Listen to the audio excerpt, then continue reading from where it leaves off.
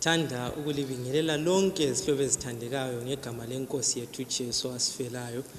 Ngilamukela ku day 2 we youth week of prayer yethu. Lapho esihamba khona ngaphansi kwe theme enkulu ethi yona I will go. Ngilethemba izihlobo ezithandeka kubana lapho likhona liyabusiseka njalo lizaqhubeka libusiseka. Now obekhuluma esandulela linkonzo yanamhlanje ngenkonzo yayizolo. Ukhulume indaba emangalisayo kakhulu, indaba eyokuthi I will go, Lord renew me. Before we enter into our sermon today, engifisa kubana sikunanzelele izihlobo ezithandekayo yikubana in this journey that we are embarking on, lolu hambo esingena kilo esilubizelweyo uNkulunkulu, nxa singena kilo kuqhakathekile ukubana abantu bebe renewed. Why do we need a renewal? It's because siphila emhlabeni, umhlaba osigugisayo, umhlaba osidinisayo, umhlaba that derails us so that ikujourney le isingahambi kahle. So ke uNkulunkulu udinga kubana mina lawe sibe renewed as we enter into this journey. Uthi yena nxa ebhala ngaku Isaiah uthi those who wait upon the Lord shall renew their strength, they shall mount up with wings like eagles. Uthi yena bazaba renewed njengengqungqulu, uNkulunkulu abaphe amandla amatsha. Sihlobo ezithandekayo, uNkulunkulu sengathi engasibusisa nxa singena kusemoni yethu eyanamhlanje. Asicimezeni sikhulekeni. Baba wethu othandekayo sekhaya ezulwini, linkonzo siyinikela ngakuwe. Sikucelayo yikubana ngegama lika Jesu sengathi ungaguqula izimilo zethu ngomsindiso wasifelayo. Ngiyakhuleka ngithembele kuwe, amen. Sihloko sethu sanamhlanje sithi sona Lord I will go, fill me. Nkosi ngizahamba ungigcwalise. Now isihlobo ezithandekayo, nxa umuntu edinga ukubana agcwaliswe, kutsho ukubana lokhu alakho akwenelanga ngaphakathi kwakhe, kumbe kutsho ukubana lokhu abelakho funa sokwehlile, akusekho ezingeni elingamenza ukubana ahambe. Nxa ubukhumbula kudala, funa ngithi mina ifuel ingakahluphi eZimbabwe, ubusithi nxa ungagada umchova usuka ko Hyper, uzwe lundoda ocollector izimali esesithi hayi badala bengicela ukubana sithele kancane umhluzi lapha singakayiphambili, ngoba lolu hambo ngeke luqhubeke nxa umhluzi wemota ungagcwaliswanga. Nxa ubukade ungahamba ngemota unanzelele ukubana ama-tires emota awasela enough pressure, ubuze nanzelela ukubana umtshayeli wemota uzathi hayi bazali esihamba ngemota leyi asimeni kancane sitshintshe leli vili elingasela moya, ngoba uhambo ngeke lwenzakale nxa ivili lingena moya owaneleyo. So ke isihloko sethu sanamhlanje sithi sona uNkulunkulu ngiza kuhamba ngigcwalise. Umbuzo sisiba khona sihlobo ezithandekayo yikubana kuyini engidinga ukubana ngigcwaliswe ngakho.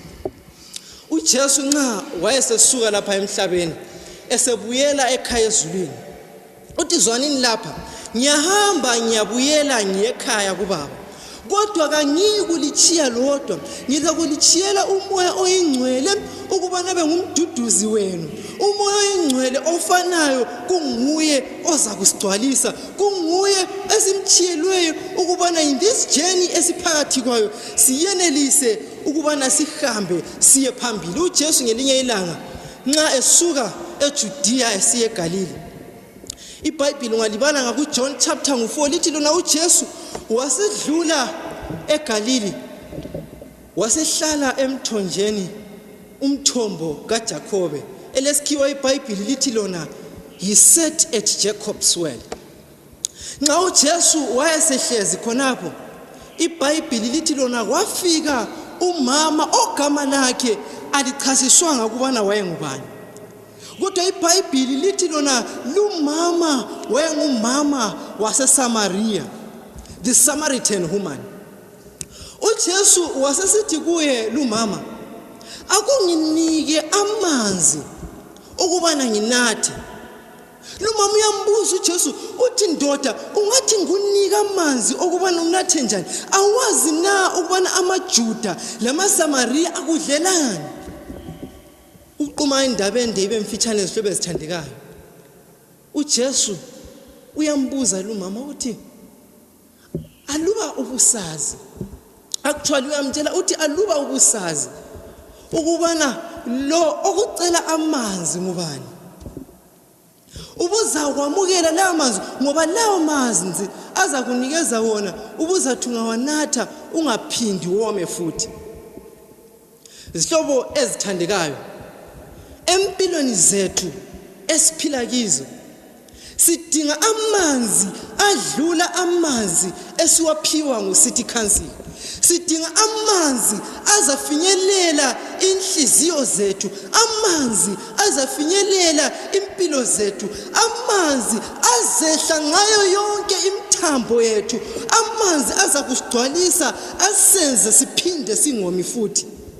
uJesu uthi na kuJohn chapter 1, iBhayibheli lithi lona, in him was the light, and the light was the life of man. uJesu ongamanzi okuphila, nxa singamamukela sibe le-encounter with him, sihlobo ezithandekayo, amanzi azakusipha wona, azakusigcwalisa, ethi nxa esigcwalisile asinikeze amandla okubana siqhubekele phambili. In this journey esiphakathi kwayo, sihlobo ezithandekayo, we shall encounter a lot of things. We will encounter a lot of trials. We will encounter a lot of tribulations. We will encounter a lot of diseases. We will encounter a lot of failures that will need us to cling unto Jesus. Nxa uJesu engekho kithi, sizehluleka ukubana lolu hambo lokukholwa siqhubekele phambili ngalo. uJesu, isihlobo esithandekayo, udinga ukubana mina lawe sibe le-encounter with him. Uthena kuRevelation chapter 3 evesini lika-20, ngimi emnyango ngiyaqoqoda ukubana yilo lalo ozangizwa avule, ngizakungena and dine with him. Nxa sesibe le-encounter with Jesus, into yokuqala engifisa ukubana siyinanzelele yikubana impilo zethu will never be the same again. Bible lithi lumama waSamariya nxa wayesebe le-encounter loJesu, kuthiwa wasuka wahamba watshela abanye wathi, come see a man, wozani lizobona indoda. Lumama, sihlobo ezithandekayo, we know of her history, we know of her work, ukubana she would encounter a lot of men, but nxa esebe lohambo loJesu, esebe le-encounter loJesu, uthi wozani lizobona indoda. Wahamba endlini yakhe, endodeni ayitshile, wafika wayitshela wathi, zona ndoda, come and see a man. Indoda engafani lamanye amadoda, ngoba esegcwaliswe nguThixo uqobo lwakhe ngaphakathi yakhe. Umbuzo engilawo mhlobo wami othandekayo ukubana, have you encountered an immaculate man? Kambe indoda enguJesu usuhlangane layo na? Usuqalile uhambo na layo? Number 2, nxa usube le-encounter loJesu akuvumi ukubana uthule, uyahamba uyetshela abanye. Ngikhumbula uLigiyoni nxa wayetshela ukubana hayi ungatshela abanye, akumvumelanga, wahamba wayabatshela abanye, ngoba nxa uJesu usuhlangane laye akuthuleki, akuvumi ukubana uthule. Imibuzo engilawo yikubana, ngendlela othuli ngayo, ngendlela ongafuni ngayo ukusheya ilizwi likaNkulunkulu, have you encountered Jesus Christ? Has he filled you yet ngendlela othuli ngayo? You are claiming to be a child of God. You are claiming to be a daughter of God. You are claiming to be a son of God. Kodwa ngicela ukubana ngali ntambama ngosuku lwanamhlanje uzihluze, uzibuze ukubana am I filled yet ngomoya kaThixo na? uThixo usephakathi kwami yini? Uthi yena udade kaWhite nxa ekhomenta, uthi yena labo ababa le encounter noJesu abathi nxa bengacela amanzi kuJesu nxa ekhuluma ku desire of ages, uthi imthombo ingoma, ama fountains ethi dry up, but lo ocele amanzi ngakuJesu uzanatha esanatha bese kusithi ngaphakathi kwakhe kumpompoze umthombo wokuphila. Isihlobo esithandekayo, uyakufisa yini na mhlobo wami othandekayo ukuphila okungenaphakade?